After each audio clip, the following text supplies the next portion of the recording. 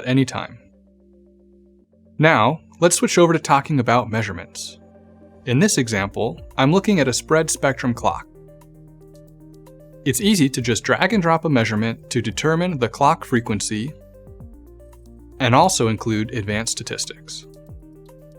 And by adding a results table, we can view the measurement mean, minimum, maximum, and standard deviation for both the active acquisition and the entire measurement population. We can also add a histogram to visualize the measurement variation. And rearrange these views so that our screen space is optimized, and we can quickly clear away things when they're no longer needed. When you think that signal behavior has a repeatable nature, it's easy to add a time trend and confirm that assumption. Here's an example where a spread spectrum clock frequency is triangularly modulated. By using horizontal and vertical cursors, we can quickly determine that the clock varies from 97 MHz to 100 MHz in approximately 13 microseconds, with a period of 26 microseconds. And when you have a long acquisition, like this one, it's easy to zoom and scroll through the entirety of the recorded signal.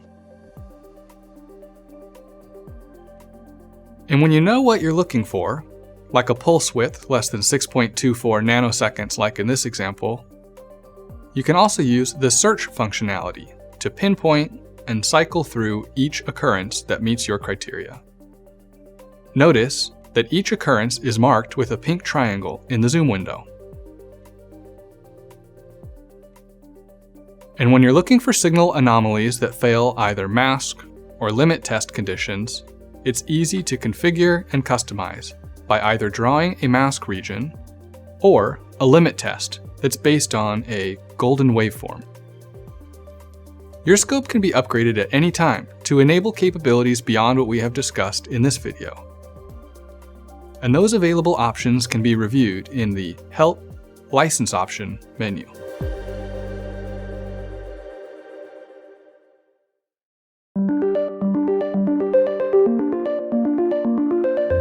Testing and debugging embedded systems often involves looking for clues that can be hard to discover if you're only looking at a single domain.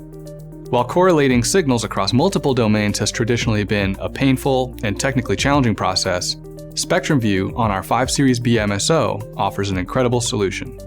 SpectrumView uses patented hardware built into the analog-to-digital converter, which we call the Tech49 ASIC. Inside the Tech49 ASICs are digital down converters, which optimize analysis based on the selected center frequency and span settings. This analysis is a more computationally efficient way to display the spectral content of the signal, enabling best-in-class analysis and measurement results. This technology gives you the ability to independently control the acquisition settings for the time domain and for the frequency domain. And when we only want to acquire a few cycles of this clock, the traditional FFT in our top left corner doesn't have enough samples to provide meaningful data. And when we need to acquire a longer record, the FFT doesn't have enough sample rate to resolve these frequencies.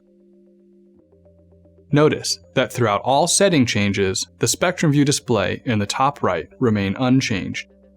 It was not affected by our changes in the time domain settings. When required by my analysis, I have complete control over my center frequency, span, and resolution bandwidth. SpectrumView also enables us to look at the variation in RF magnitude, RF frequency, and RF phase as it relates to our acquisition timescale. In this example, let's turn on frequency versus time. It looks like this frequency is modulated in a triangular pattern. I can quickly change our hardware edge trigger to the frequency versus time waveform and stabilize this triangular wave. Adding a few measurements, we can determine the frequency deviation and period of the triangular modulation. It looks like the spread spectrum clock varies 3 MHz from our 98.5 MHz center frequency, with a period of 25.5 microseconds. Another capability is that each of these 8 inputs can be individually configured to view a different center frequency. Let's connect channel 2 to a 40 MHz clock to see this in action. Notice that channel 1 spectrum view is centered on 98.5 MHz, and channel 2 spectrum view is centered on 40 MHz. No matter how many channels we add, each can be configured to its own center frequency. We can overlay the spectrum view windows to get an easier visual comparison to see interactions between signals. I'm not sure if you noticed, but every once in a while, the channel 2 spectrum view signal seems to jump. Let's turn on the frequency versus time trace for channel 2 and configure a frequency versus time trigger on the channel 2 signal and lengthen our acquisition. Let's take a single acquisition. Okay, this rectangle is called spectrum time, and it allows me to select exactly which portion of our acquisition is represented in the spectrum view window. See, as I drag spectrum time around, the spectrum view window is updated with the RF content derived from this exact time window in our analog acquisition. This lends itself to an incredibly diverse set of use cases, including EMC troubleshooting. You can even connect a near-field probe to one of these inputs and correlate power supply sequencing, serial communications, or active component behavior with your electromagnetic emissions.